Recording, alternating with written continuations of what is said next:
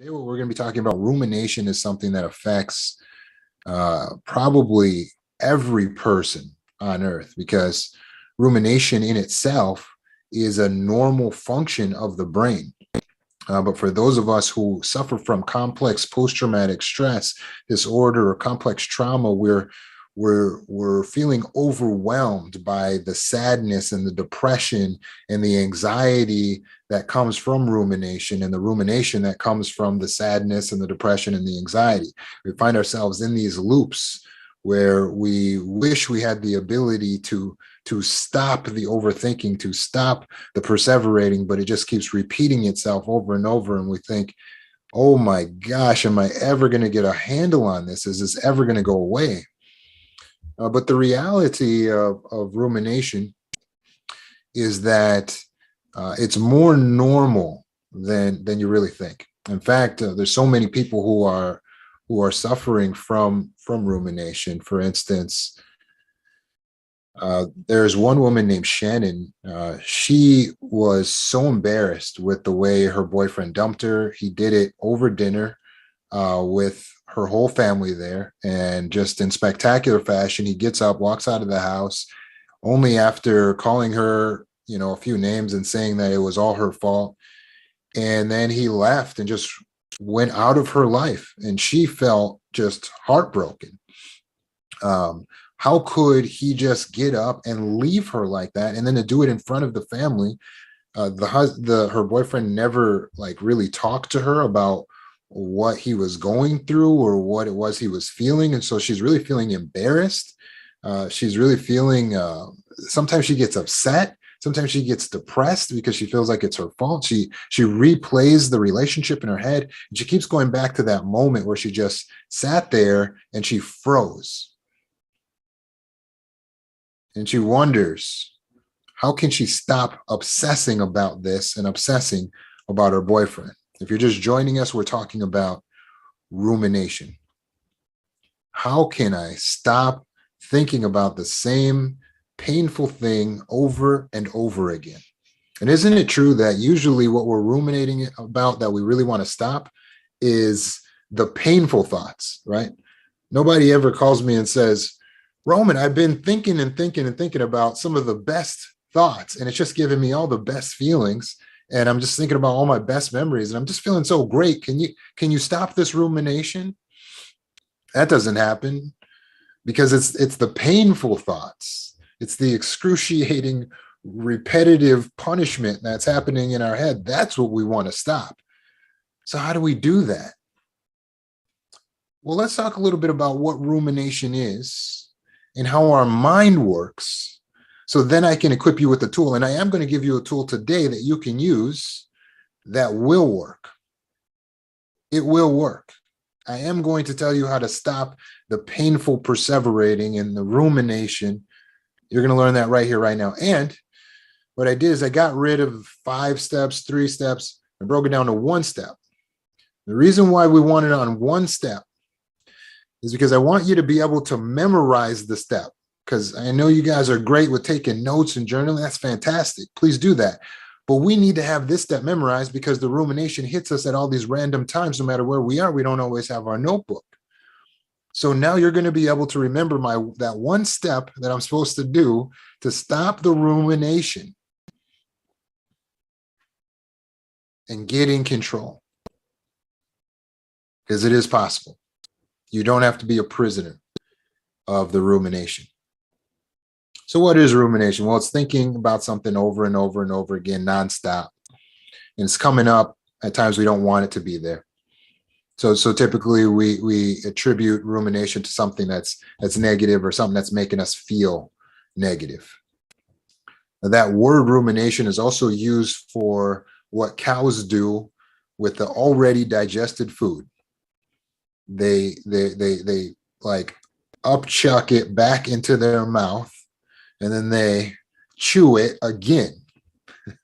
And that is called rumination as well. So that gives us a nice little word picture for how we feel, because it's like these things are in the past a lot of times, but we're still thinking about it, and we're going over it over and over. We just wish it could stop. So scientifically, what's really happening in the brain, and why is this happening? Well, you've heard again and again, your mind is designed for survival. It's wired for survival, right? So that's true. When we talk about the brain, the animal brain, so to speak, it's working on things to help you to survive, to alert you to danger. But what happens with rumination is we don't understand why it's replaying this particular thing, because we feel like this isn't a survival based thing. I'm just thinking about that time that I was embarrassed or that breakup or whatever. It's not helping me to survive. So what now? Well, where scientists hit a wall in their understanding is they're dealing only in the physical. But your mind cares not just for your physical well-being, but also for your metaphysical well-being. That is the inner self, the energy self. See, your thoughts and your emotions, they can't be seen by the human eye, but they exist, don't they? They are pure energy.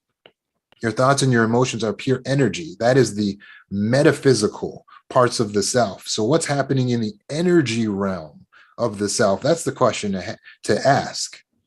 Well, the mind is recognizing there's a threat to your energy self, your metaphysical self. Well, how is that? Well, energy threats are threats to who we are as a person, the inner version of ourselves, our soul, our identity, our ego, everything we hold ourselves as and what we hold dear in this world. When there's threats to those concepts, and concepts, those thoughts are all energy, just in our mind. But when there's threats perceived to these concepts, we ruminate over these things again and again because it's perceiving a threat. It's like there's something bad that's about to happen or that has happened, and we have to figure out how to overcome it. The mind is going on it again and again because it perceives it as important, detrimental. It was traumatic, or it vows to be traumatic. So it is a threat to the energy self in the metaphysical realm. Your subconscious mind is a computer system, right? Because you got two parts. If you're new to these talks, your conscious, that's you, the conscious mind, and the subconscious mind. The subconscious mind is a computer system. It's running things automatically. It's got all your systems going, right? So the subconscious mind is what detects threats and reacts to the threats. So when your subconscious mind detects a snake in the grass, it will in 1/12 of a second get your body pumped with the chemicals needed to run or just start fighting or start screaming or something, right? That's the survival mindset. And that's what the subconscious mind does. It's great. It just works automatically.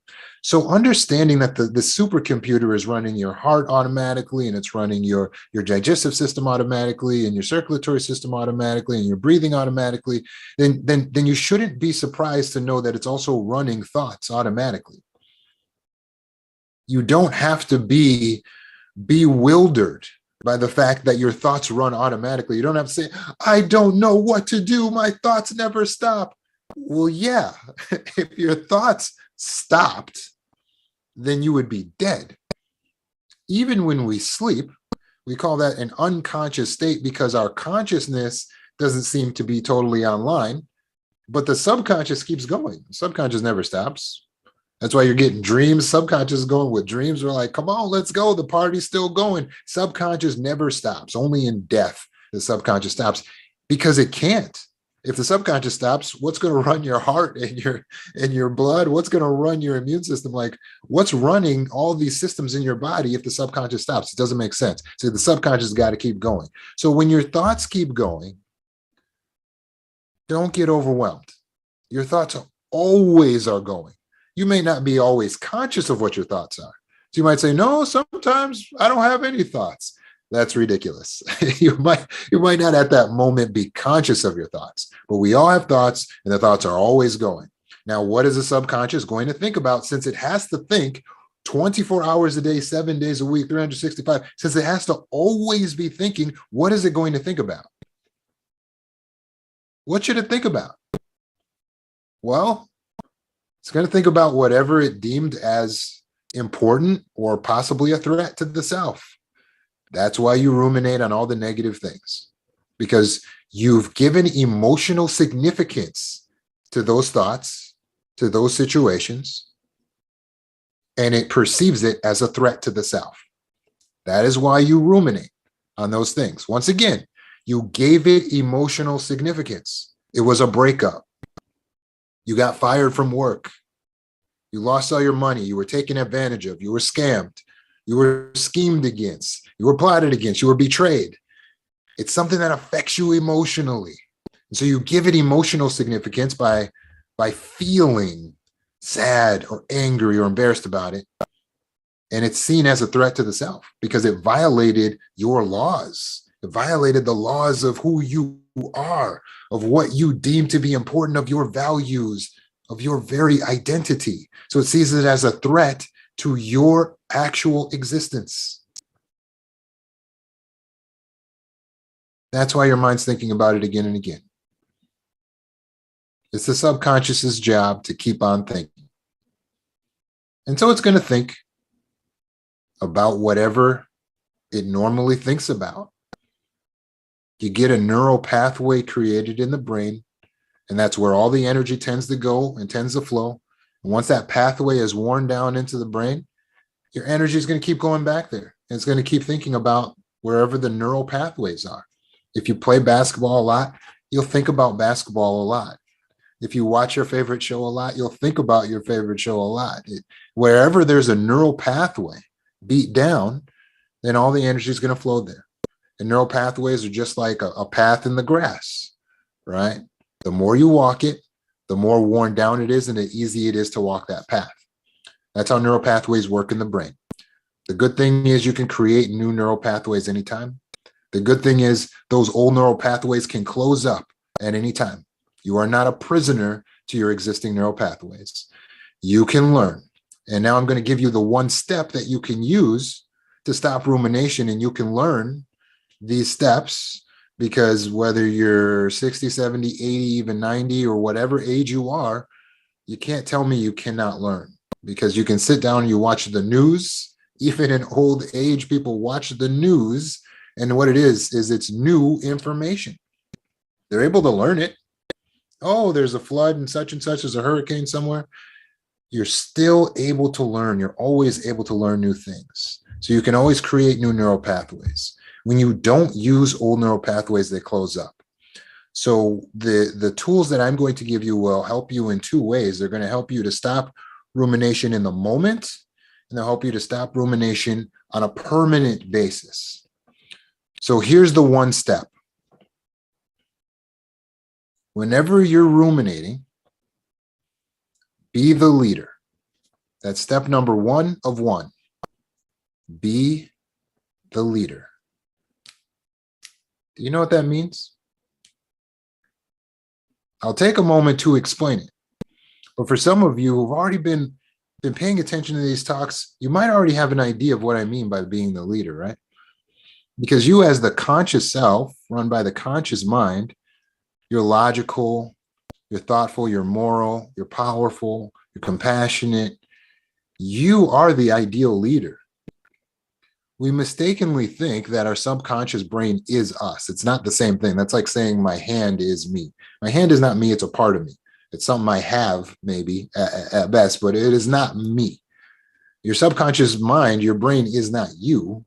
The subconscious mind is just something you have. It's a part of you, maybe, but it is not you. You are a conscious energy being. That's the best we can explain it. It's obvious you're animate. You have the ability to look around, to think, to observe, but also to observe your own thoughts. You can judge, or you can choose not to judge.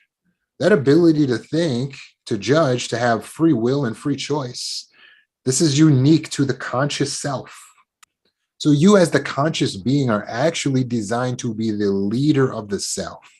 What happens is, because the emotions and the trauma that we've experienced in our life is so overwhelming to us, and having parents that didn't validate us and didn't make us feel powerful and didn't help us to recognize the powerful gifts that we have, that we were born with. We don't think in terms of our personal power, so we don't think to be the leader of the self.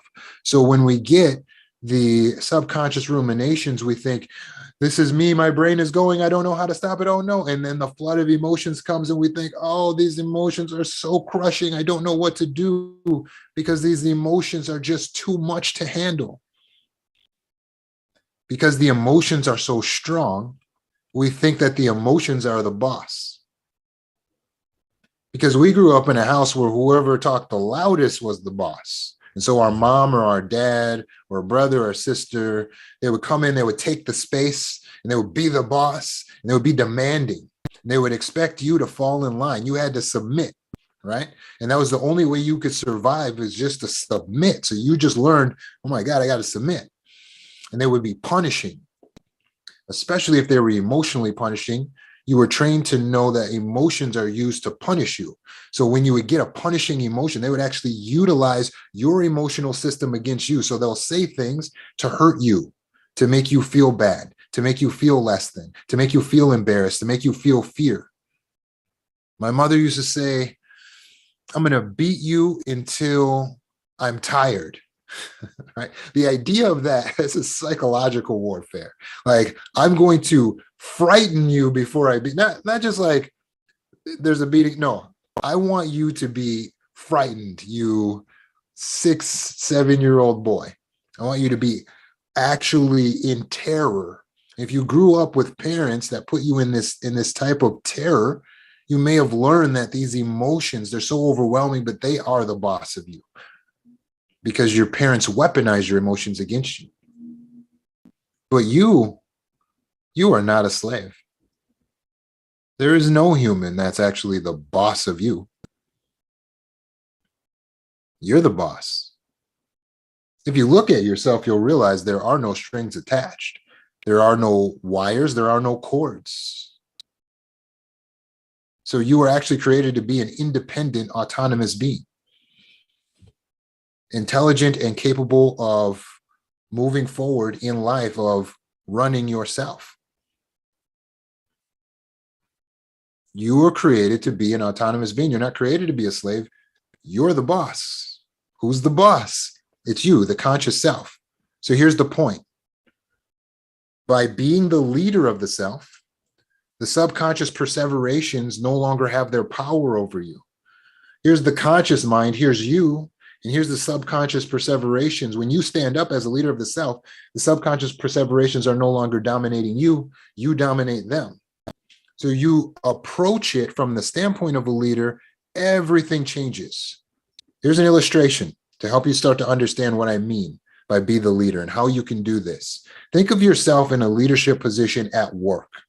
So let's pretend you're the boss at work. You got a group of people that work under you, and you go into the meetings, and at times the people in the meetings tend to perseverate as a group, and group perseveration is something that actually exists, right? So group rumination, they're all talking about these things, these issues that come up, right?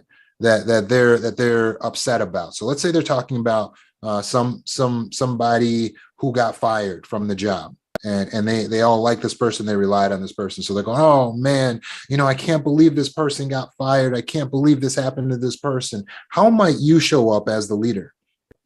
What might you say to your group, to your team, who keeps going on and on again about that person who got fired off the job, or that person who quit? What might you say? Think about it for a moment. Well, how would you instruct your team? Would you go in there and commiserate with them? Be like, yeah, I really miss Darren. He was so great. Oh, it's too bad. No, what would you say as leader of the team? People aren't focusing on their work because they're focusing on how Darren no longer works here. What would you say? You might come in and say something like, hey guys, I understand, I miss Darren too, but we have what we need here. The members of this team have the ability to step up and to do what needs to be done. So let's do that. Let's focus on who we have here, guys. We have a job to do. So let's step up, let's work together, let's harmonize, and let's do what we need to do. Might you say something like that? Does that sound about right? Is that kind of what you had in mind? Good. That's how you show up for yourself when someone got fired or quit from your life.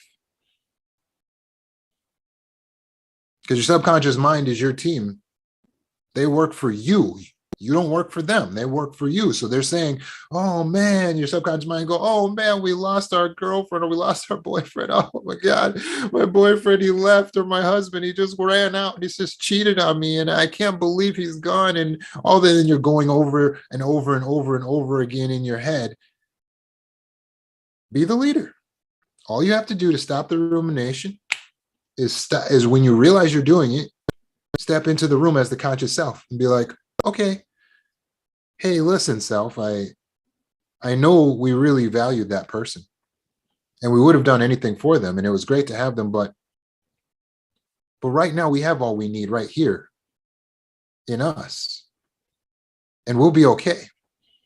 So let's step up to the plate because we have work to do. Let's focus on our purpose. Let's focus on the things that we want to do. Because there's some bright sides to this too, which is now we don't have to try to take care of another person. We can actually start learning to take care of ourselves. And we can become 1 year from now, 3 months from now, 6 months from now, the best version of ourselves. Show up as the leader of yourself. And when you respond to the subconscious mind, you know what the subconscious mind says? Okay. Because it's designed to be your follower. That's how your subconscious will respond to you. It says, all right, it responds just like people who work for you. It might say, well, what about this? It might give you another question. Answer the question like you would if you were a leader. If you're a leader of a group that asks questions, you might say, hey, look, I can't deal with that right now, but bring that up later. Or you might say, okay, now that you asked the question, here it is. Here's the answer. Bam. That's how you stop the rumination. By the way, this also works as being a leader at work or in your family, because it's all about leadership. You're designed to be the leader of yourself. Let's take another example. You walk in the meeting room, everyone's there, they're ruminating on who's to blame for the problem. Oh man, this is because of corporate. Corporate did this to us, man. They took away the such and such, and they're doing all that. How are you going to show up as the leader? You're going to go in there and be like, oh, guys, what are you talking about? Oh, corporate. Oh, you're not going to do that. Not if you're the leader, not if you're the boss. You're going to walk in and be like, all right, guys. Hey, I hear what you're saying about corporate. They really did stiff us this time. But look, we got a job to do. And we have everything we need right here. And I believe in you guys. So let's do the best with what we have rather than focusing on what we don't have, right? You might say something like that, wouldn't you? When you think about how you would show up as a leader, suddenly you start knowing how to show up for yourself, because it's going to be the same thing when you're perseverating over blame and you're saying, man, this is my parents' fault. Oh, it's my mom's fault. She didn't sign the slip for me to go to college. And now my life is ruined. Oh, and you're perseverating, playing it again. Who's to blame? Who's to blame? Or I blame myself. It's my fault. None of that's healthy or necessary. So you got to show up as the leader of yourself. Be the leader. Right in that moment, respond to yourself. You can take a pen and paper. You can say it out loud. You can type it on a computer. It doesn't matter how you talk, but you got to talk back to yourself. The subconscious can perceive through the eyes, through the ears, through the brain. It can perceive many ways, but you got to speak back to yourself and you got to say what you would say to your team. Hey, look, understand, our mom really did stiff us. Our dad really wasn't there for us, but rather than casting the blame on anyone else, let's recognize that we are responsible now and we have everything we need. I am everything I need in order to go forward. I need nothing else. It's too bad I didn't get what I needed back then, but I have what I need now. Show up as the leader of the self. And your subconscious mind will say, all right, thanks. Right? Let's say the subconscious mind is going on about something that wasn't fair. Oh man, this wasn't fair. It's not fair that because I'm black, or because I'm a woman, or because I'm Hispanic, this happened to me, or that happened to me. It's just not fair that this person took this thing, or my job went, then the boss didn't. And there's something that's not fair, right? So your mind perseverates about it. But if you walked into the meeting room and your team's waiting for you, but they're going on about something that's not fair, how are you going to show up as the leader? What might you say? Or if they ask you, hey, do you feel like this is fair? And what might you say? Talk back to your team. Your subconscious mind works for you. You're going to show up and say, hey, guys, this isn't fair. And that's true. But life's not fair sometimes. And what makes a winner is not that they had a fair shake. What makes a winner is that no matter what the shake was, however the dice fell, they made the best out of it.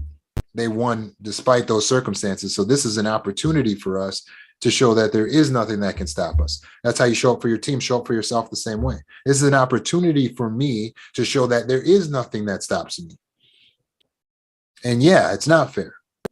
But sitting around and crying about how it's not fair is not going to help me. In that moment, when you show up for yourself as a leader, your subconscious mind goes, all right, that was all we wanted to know. That's why we kept bringing this up. We just wanted to know, boss. We wanted to know what it was you wanted to do. So when you show up strong like that, hey, look, I hear you, but we got to do what we got to do. Subconscious mind says, all right. So what are the usual things that we tend to perseverate about?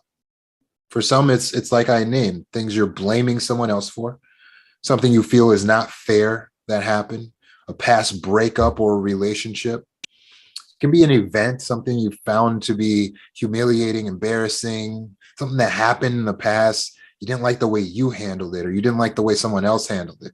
So you keep replaying it again and again. But whatever it is that you're perseverating about, whatever it is that you keep ruminating on, show up for yourself with step 1 of 1. Be the leader. Respond to the questions. A lot of times it's because there's questions that need to be answered, or there's advice that needs to be dispensed. Here's some good leadership type questions you can ask yourself if you're taking notes. Ask yourself, hey, does this really matter? In the big scheme of things, does this really matter? That can help you start thinking more like a leader. Or ask yourself, what is the subconscious benefit of replaying this? Because your subconscious, it has a reason a lot of times why it keeps replaying it. And sometimes it believes that by replaying this, it's going to protect the self in some way, right? It's wired for survival. So it says, oh, you know what? I've got you. I'm going to help you. And so it figures I'm going to protect you by replaying this situation over and over again. So ask yourself, what is the subconscious benefit? Write it down. Oh, it's because it's trying to protect me from this ever happening again, or it's frightened, or it doesn't know what to do next time, and then show up as the leader.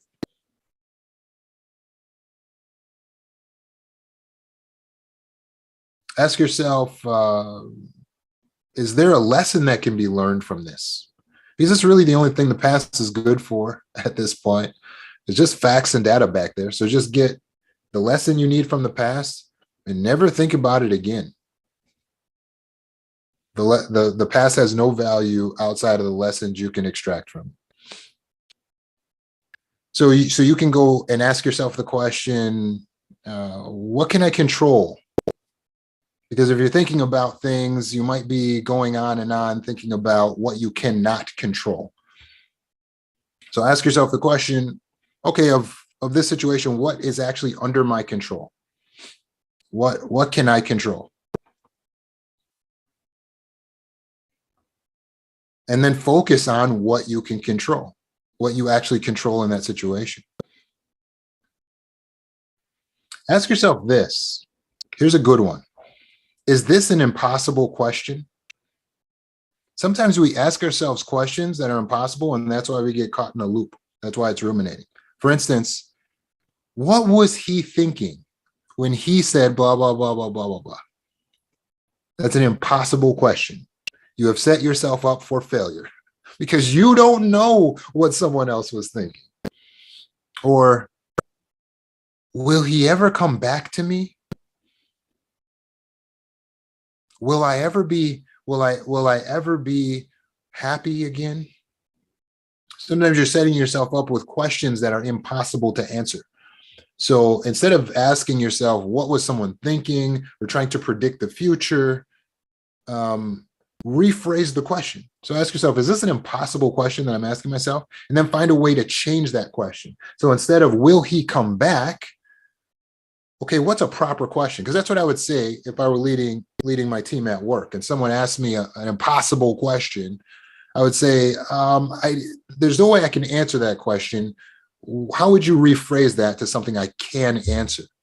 So for instance, if you say, will he ever come back?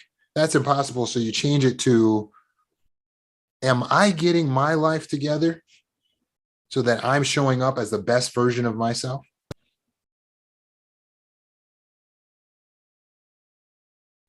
You're going to change the question from something impossible to something that you can actually answer.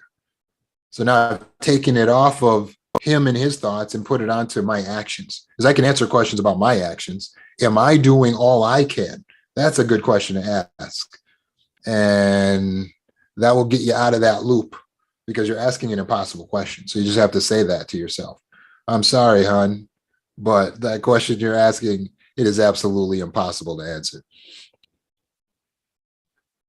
Another good question you can ask yourself is, how can I change my perspective to see the good that comes out of this? So yeah, we have that really bad habit of looking at the situation as purely negative. So when you ask yourself, well, how can I change my perspective on the situation? So someone stole your man and you say, oh my gosh, this is terrible that someone stole my man away from me. And you're looking at all the bad. Why did this happen to me? Why did they do this? So can I change my perspective on this? Yeah. I'm glad that I'm no longer with a man that someone can just take. I'm glad I now know what this person's true nature is. Right? There's always that positive side of the situation that we can look to, or that more helpful side of the situation that we can look at, instead of focusing on the unhelpful part of the situation. Right? That's virtually anything. Right? Your house burns down and it's like, oh no, I lost my house. This is terrible. How can I change my perspective? What's a more helpful way I can look at the situation? I'm so happy I survived. I'm so happy none of my loved ones were hurt. I'm gonna have to start over with material possessions, but it's like now I can live my dream of being a minimalist, because I literally have nothing left. Ha ha ha. Yes, make jokes, laugh. Absolutely. So definitely ask yourself how you can change your perspective. And that gives you an answer for all the ruminating that's happening. It gives you an answer to the questions that are in the mind. Here's my favorite technique. What advice would I give my son or daughter in this situation? It's one of the best ways to activate the leadership part of the mind, show up as the higher self, is to go into your parental mindset. We have it naturally, so don't worry. You don't need to actually be a parent. We all have this naturally. But without fail, when we ask ourselves, how would I respond if my son or my daughter, fictional, came up to me and asked me the same question? What would I say to them? And you will find the advice that comes out is wise beyond what you knew you were capable of. And finally, and this is a great showstopper for anxious thinking and rumination, you can shut it down with this one question right here. And the question is, what should I be obsessing over instead? I recognize that my subconscious mind will always be going, always be working, because it's a supercomputer, it's a gift. But what should I have this thing obsessing over? Don't be thrown off by the fact that your subconscious mind is obsessive. It's cool. It's actually cool. An obsessive subconscious mind is actually a gift. It's designed to kind of work on problems and pick them apart. It's doing a Rubik's Cube while you're moving on with your life. You don't want to always have to be handling everything. The subconscious mind is working for you. So, so instead of looking at it as being a purely negative thing that you're obsessive, change it and ask yourself, okay, I appreciate your thinking about my boyfriend or my ex-girlfriend, but what should I be obsessing about right now? What do I want to be obsessing about? And then you can start thinking about healthy desires. What do I want to have? What do I want to achieve? Who do I want to be? And when you get into that space, then you can start obsessing about your goals. This is being powerful. This is showing up for yourself and being the leader. This is putting your subconscious mind to work instead of allowing it to work you over. When you ask yourself that show-stopping question, okay, what should I be obsessing about? The rumination goes, wait, what are we doing? And it's like, oh, we should be obsessing about how we're going to turn our business into a $20,000 a month company. It's like, okay, wow, all right. And it starts working over here on this. It's going to start out slow, but it'll gain momentum. It'll get faster. It'll get better. And you will eventually start accomplishing your dreams, which means that you're living the life of your dreams. You're happier. You have more joy, more connection, more peace. So please utilize these tools, utilize this one step, and become the leader of the self.